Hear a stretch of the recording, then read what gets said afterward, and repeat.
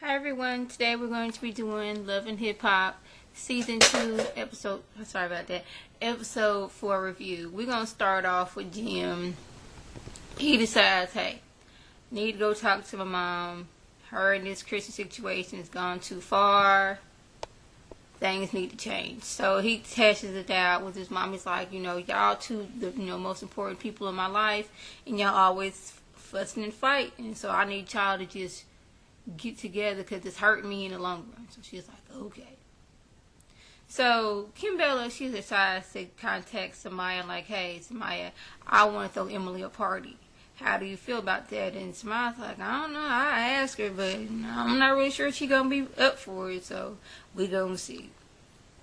So we're going to switch over to Olivia. She's meeting with her manager. He's like, we've been doing all this work and, basically telling her, hey, girl, if this last record label ain't trying to sign us, then we need to go somewhere else because I've been working, spending all my money doing all this, and we ain't getting nowhere. So she meets with, I forget what record label it was. So she's talking to him, and she's thinking, hey, this is my shot. And he was telling her, the song how it's doing, and basically it's not as good as she think it is. So she was feeling all defensive, like, I worked real hard on this. And he was like, I'm going to need you to dig deeper and bring the emotion into it and get people wanting to buy this album. Because, right now it ain't looking too good, boo-boo.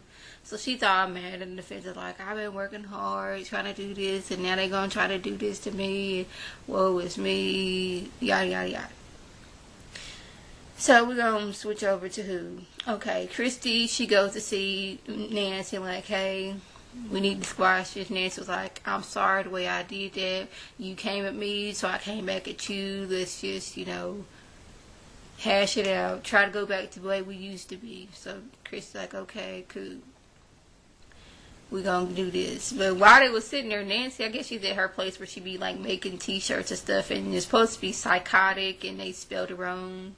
So she had 1,000 shirts made with the word psychotic wrong on it. And Chrissy happened to mention that. And Jack was like, not Jack, what was her name? Nancy was like, oh, good night, know that. She got pictures everywhere on the wall, but she didn't notice that the word psychotic was spelled wrong. I was like, okay, I'm going to give it to you on that one. So it's the night of the party. Emily's like, okay, I'll go to this party. She gets there. They all get there. It's basically, it's like a strip club, basically, because that's what it was. It was male and female strippers there. And I was kind of like, Kimbella, you don't really know Emily and know what kind of partying she likes to do, whether she likes strippers or not. So you bringing them in there was kind of weird. And okay, so the strippers, dude was like, Emily was like, I don't want them dudes or the females on me. Y'all can stand over there and shake your tail and do whatever you need to do, but don't come over by me. So at one point, the female dancer was sitting there dancing, shaking her tail, and Kimbella's hair catches fire. Somebody's like, what does that smell? Kimbella's hair is on fire, and she don't notice. She's just sitting there like, yeah, woo, yeah. And then the stripper had to stop mid-stripping and go and pat her head out, make sure all the fire going. She's like, oh my goodness, this big old hairball came out. She's like, oh my goodness, I'm so embarrassed. She wasn't like, screaming or nothing. She just acted like, oh my goodness, I just hit my funny bone. Well, back to the stripping, woo. I was like, oh my goodness, your hair was just on fire and you just acting like nothing happened. Really? We gonna do that? It's like, okay. Then Christy comes in. She's like, what in the world is I come to some party and they got strippers everywhere? So Kimbella was like, Christy, I think we need to talk. In her confession, she's like, I'm going to get an apology, one way or another. So like I could be paraphrasing. So they talk. Christy was like, why did you do that? Why did you come at her like that? And she was like, well, I just told myself the next time I seen her that I was going to tell her. And I was like, that wasn't the time or the place. You could have waited to met Emily alone and a few years ago, I dated Fab. I didn't know he was with anybody at the time. It was for a short time. For a short time, I didn't know. And I want to come to you and let you know and not you hear from somebody else. Not you toasting like, I'm glad you got rid of him. And just to let you know, me and him dated a while back. And you just don't do like that. And Chris is like, the way you did it was wrong. And I forgot, like, earlier, Kim Bella and Emily got together to talk, and Kim Bella was like, well, I was hurt the way you came to my party and just, did that toast to me. The thing was, it may have been Kim Bella's party, but Emily and the people she was with was at one table, not nowhere near Kim Bella.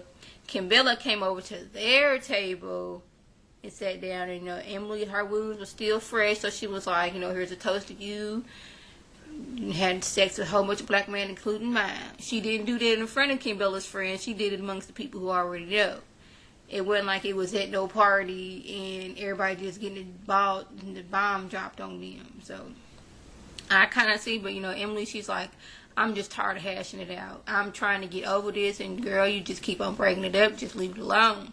I didn't talk to him about it. Let's just get through with it. She's like, well, I feel that you're just blaming me. She's like, you are the only one that has come forward like, yeah, I was with Fab. So to me, you are all of them in one. I can't take it out on them, so I'm going to take it out on you. So that was the gist of the episode. Okay, nothing else much happened. I forgot, why did it look like when Jim was over the way to his mama's house, he was like in a low-budget music video? Did it seem like that to me? Because it was like he's driving, he's singing, there's different angles of him in the car. I'm like, really? Is he like trying to like promote his song like throughout and within the show? Interesting. Yeah, so like I said, like I always say, I want you to do a video response or a comment, and I want to thank my subscribers